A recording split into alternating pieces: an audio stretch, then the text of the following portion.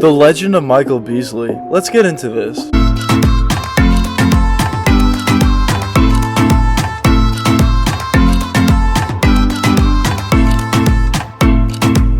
Michael Beasley was drafted 2nd overall in the 2008 NBA draft by the Miami Heat. And coming into the NBA, Michael Beasley was known as a guy who's just an absolute bucket. There's a few guys in the league where you can just tell they can just score, they're just pure scorers. And Michael Beasley was definitely one of those guys coming into the NBA. Of course, being drafted 2nd overall, Michael Beasley was extremely highly touted, and he was obviously just an absolute bucket, and that was his bread and butter and the reason why he got drafted so early in the draft. But with the Miami Heat, he only spent 2 seasons with them, which is very unusual for a guy who especially was drafted 2nd overall. He didn't have bad seasons for the Heat, averaging 14 points per game basically both seasons, on pretty decently efficient shooting at 45% for the most part. But the Miami Heat ended up moving on from him, and he went to the Minnesota Timberwolves, where on the Timberwolves in his first season, he really exploded and showed what he was capable of, averaging 19.2 points per game on a pretty efficient 45% from the field, also averaging 5.6 rebounds per game and 2.2 assists. So that was definitely his best season of his young career so far, and he's definitely showing the capability of play he was able to accomplish. So far in his young NBA career, Michael Beasley, especially in his 3rd season as I just mentioned, really flashed his ability of what he could potentially be in the NBA, but there were some red flags that were already starting to pop up in terms of his off-the-court issues. Some head coaches have been privately saying that Michael Beasley wasn't working hard enough, and that was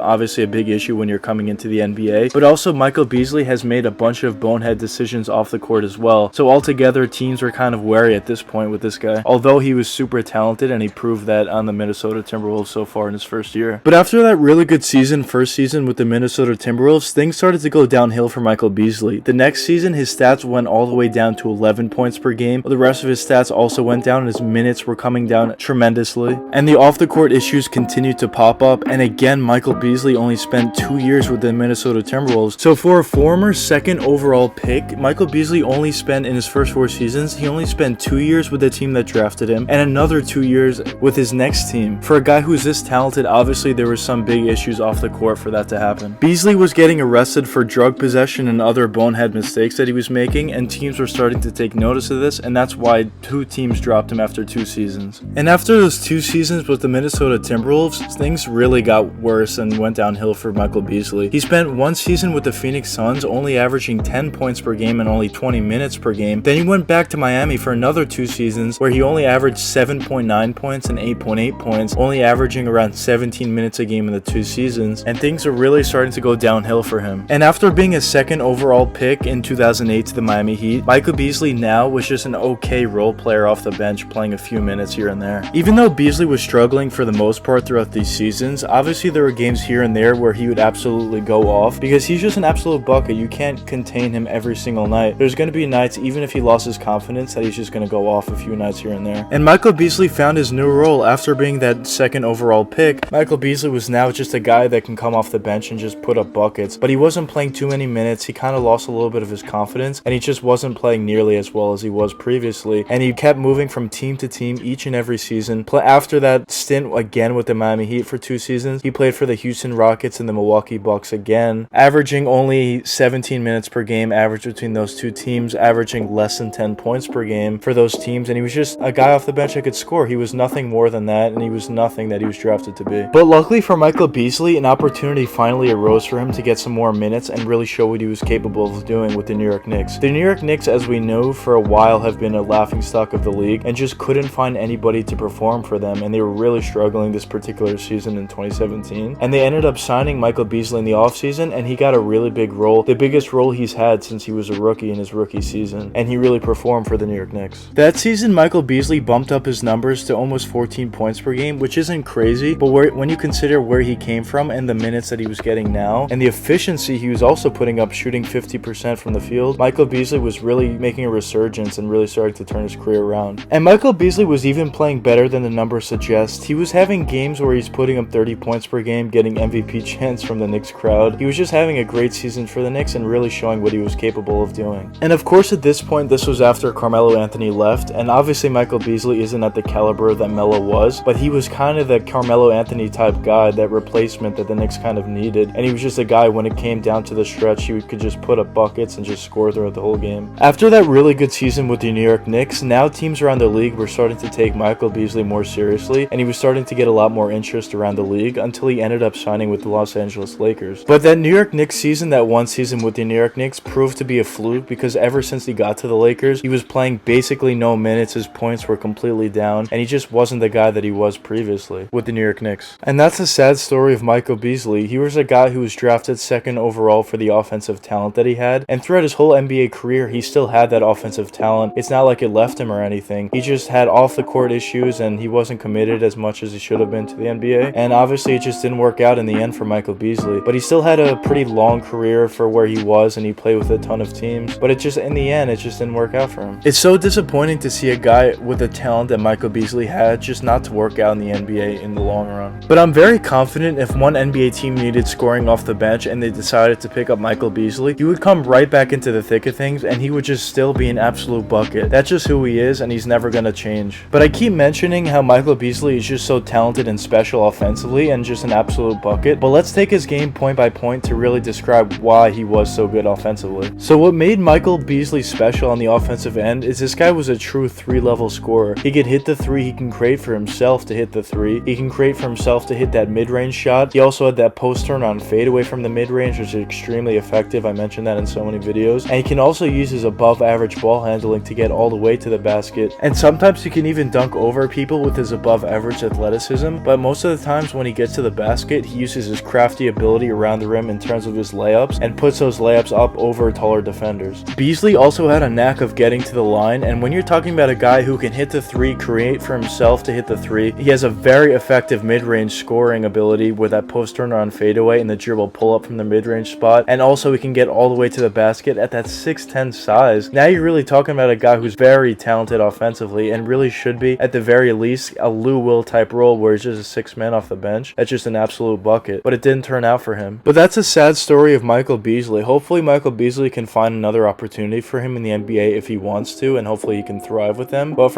as of now, he's out of the league for a few years now, and that's the sad story of Michael Beasley. Just a guy who's extremely talented, but just never figured it out throughout his career. But anyways, let me know what you guys think in the comments. Do you think Michael Beasley could potentially get another shot with another NBA team? Or do you think Michael Beasley is basically over playing in the NBA? But anyways, I hope you guys enjoyed the video, and if you did enjoy, please leave a like and subscribe. It really helps me out a lot. Until the next time, peace out, guys.